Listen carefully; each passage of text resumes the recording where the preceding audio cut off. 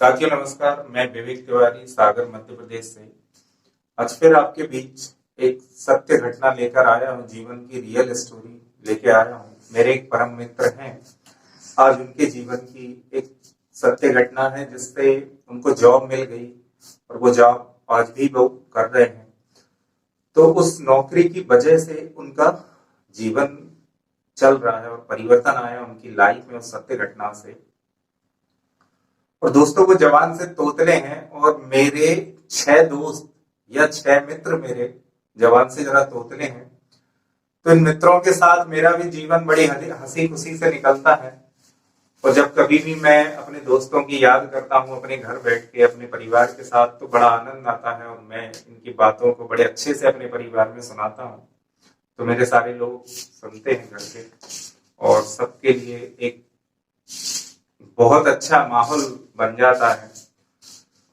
तो साथियों मेरे एक परम मित्र मेरे साथ पढ़े हैं वो, और बीएससी करने के बाद उन्होंने एक साल तक कई जगह नौकरी के लिए प्रयास किया, परेशान होते रहे, प्राइवेट कंपनी में सरकारी नौकरियों के फॉर्म भरते रहे।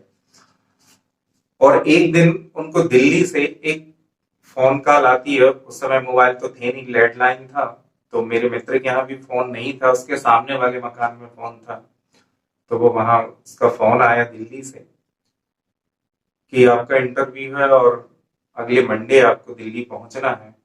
तो जो मेरे साथी हैं परम मित्र हैं उन्होंने अपनी सारी तैयारी की इंटरव्यू के लिए और ट्रेन से अपना टिकट कराया और वो जाने को तैयार हुए। अब साथियों ये जब तैयार होते हैं तो कई लोगों ने इनको समझाया कि पैसे अच्छे से रखना, सामान अच्छे से रखना, हिफाजत से रखना। घर के लोगों ने खूब सारी इनको शिक्षाएं दी। ये भी मानते रहे, सुनते रहे कि हाँ ठीक है ऐसे ही करेंगे ऐसे ही करेंगे। और इन्होंने अपना सारा सामान पैक किया और कपड़ों के अंदर जो हम कपड़े पहनने के लिए इन्होंने रखे, अपन रखते हैं सूटकेस में, तो इन्होंने उस कपड़े के अंदर पैसे रख लिए और ऐसे ही कुछ 150 रुपए अपनी जेब में रख लिए। सफर इन्होंने शुरू किया। रास्ते में बंदे की नींद लग जाती है और चैन से इन्होंने अपना सामान सीट से बांध रखा था। एक सूटकेस छोटा सा ये ले गए थे और सीट में चैन और ताला डाल के इन्होंने वो सूटकेस रख लिया था। और जब नींद लगी वो कब सूटकेस चैन काट के आदमी ले गया इनको नहीं मालूम चल पाया।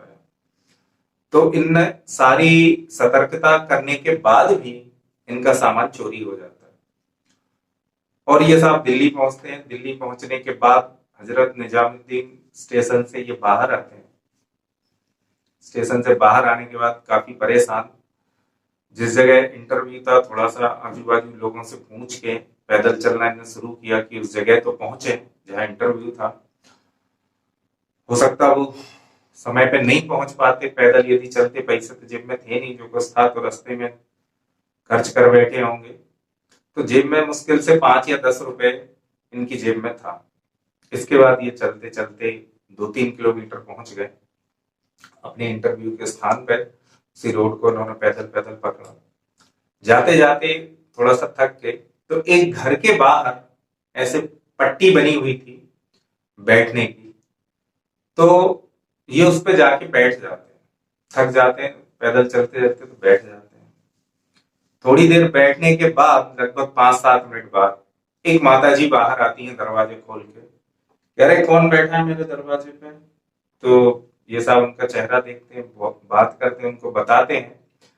तो कह रहे माता जी जा रहे थे पैदल पैदल, थोड़े से थक गए, इंटरव्यू देने जा रहे हैं तो बैठ गए। तो माता जी बड़ी बातूनी थी वो, तो बातों ही बातों में इनसे खूब प्रश्न, 150 प्रश्न इनसे पूछ लिए। कहाँ के हो, क्यों आए हो, कैसे आए हो, कहाँ माता पिता हैं, माँ कहाँ की है, पिता कहाँ के हैं, भाई क्या करता है, सारे क्वेश्चन इनसे वो माता जी पूछती रही। और लगभग आधे घंटे माता जी बाहर बैठ के उसी सीढ़ी पे, अपने घर की जो छोटी छोटी सीढ़ियां होती हैं घर में अंदर आने के लिए, तो बैठ के वहां इनसे बातें करती रही। और सारी बातें सुनने के बाद वो माता जी ने बोला कि बेटा एक काम करो कि मैं यहीं रहती हूँ, बेटी दामाद। फिर माता जी ने अपने बारे में इनको बताना शुरू किया, जब इनसे सारी जानकारी ले ली कि बेटा मैं नीचे रहती हूँ, मेरे बेटी दामाद ऊपर रहते हैं, बेटी दामाद के साथ मैं यहाँ रहती हूँ, और तुम चाहो तो मैं खाना खिला देती हूँ, खाना खा लो और तैयार हो जाओ और चले जाओ। तो इन्होंने बताया कि माता जी मेरे पास तो कुछ नहीं है, कपड़े तक नहीं है, सारा सूटकेस चला गया, नहाने के लिए भी कुछ नहीं है। तो फिर उस समय वो माता जी उनको वाकई भगवान बन गई। 1,000 रुपए उस समय माता जी ने उनको लाके दिए। आज के समय में हमारे सगे जो अपने होते हैं वो 100 रुपए भी किसी पर खर्च करना नहीं चाहते या किसी को ऐसे ही नहीं दे देते।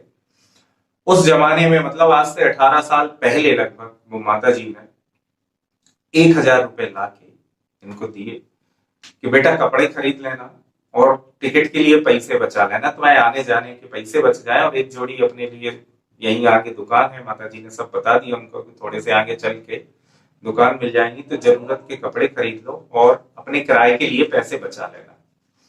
तो ऐसा कह के माता जी ने उनको 1,000 रुपए दिए। अब वो आए, वो थोड़े से मेरे मित्र तोतले हैं, तो कुछ कहते रहे, अपनी धन्यवाद जताते रहे। माता जी भी हाँ बोलती रही कि बेटा थोड़ी देर से आती है तुम्हारी बात समझ में, जो भी बोलो थोड़ा साफ बोलो। तो बोलती रही माता जी ऐसे उनको।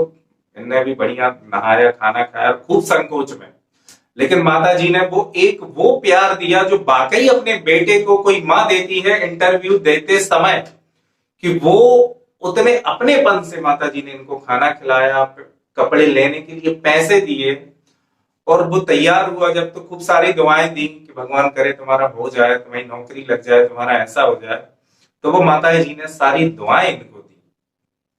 इसके बाद इन्होंने माता जी के पैर छुए, इंटरव्यू देने गए, और वाकई वो नौकरी इनको मिल गई। वही नौकरी आज भी वो वही कर रहे हैं। लेकिन आज वो माता जी नहीं है।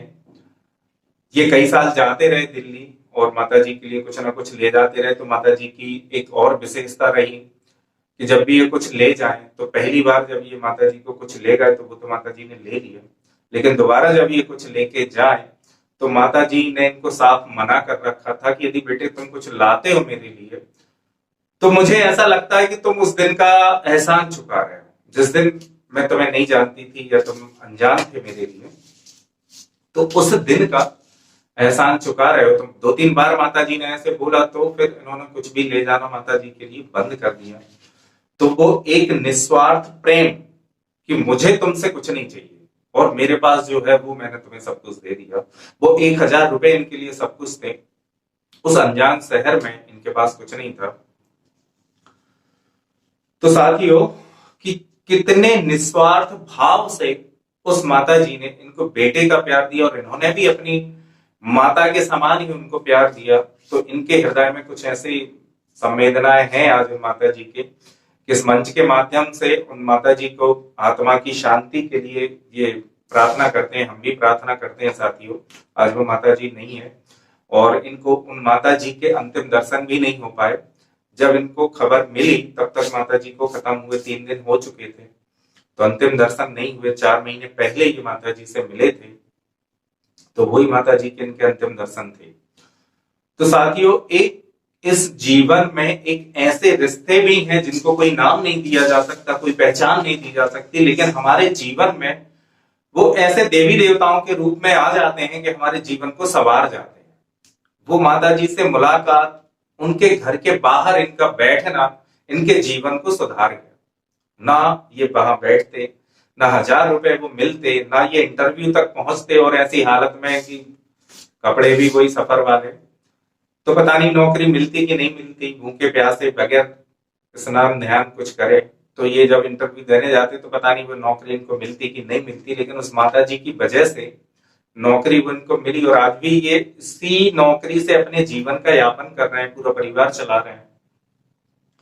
तो कई रिश्ते साथियों ऐसे होते हैं कि जिन्हें कोई नाम नहीं दिया जा सकता, या उस रिश्ते को हम कुछ कह नहीं सकते कि ये कैसे बन जाते। ये तो बस यही है कि वो वाकई माता जी देवी देवताओं के रूप में आके इनका जीवन संवार गई, और आज ये कोटि कोटि, और मैं भी उन माता जी का कोटि कोटि धन्यवाद करता हूँ। जहां वो दिवंगत माता जी हो, उनकी आत्मा को खूब प्रभु शांति दे, जहां भी हैं वो बहुत अच्छे से हों, ये हम सब प्रार्थना करते हैं। तो इसी सत्य घटना के साथ मैं आपके बीच आज आया।